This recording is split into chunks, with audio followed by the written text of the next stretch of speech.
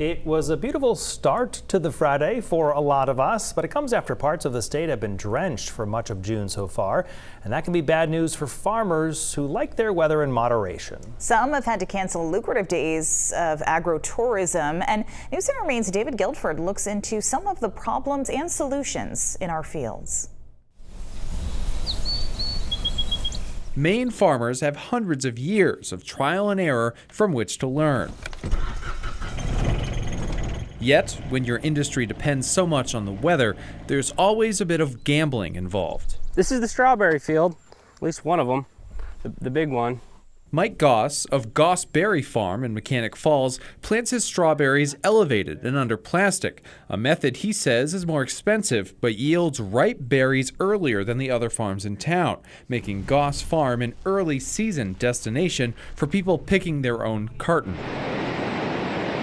But June has been a wash. I just checked our weather station yesterday. We've had 12 days of measurable rainfall at our weather station out of the last 15, so that's not good for us. Too much rain too soon causes mold on the berries. Goss has lost much of this field so far, and this was his second day open to U-Pick customers when it should have been the end of his second full week. It's the business of farming. You can look at it as gambling. Professor David Handley is a small fruit specialist at the UMaine Cooperative Extension. He said many farmers are struggling through the wet early season, and what's keeping many, like Goss, from sweating at night is diversity in their crops that didn't exist 50 years ago. Diversity for a small farmer is basically your insurance policy. While the early season rain spoiled many of Goss's strawberries, it saturated the young blueberries across the farm, just in time to plump them up before turning their famous final color.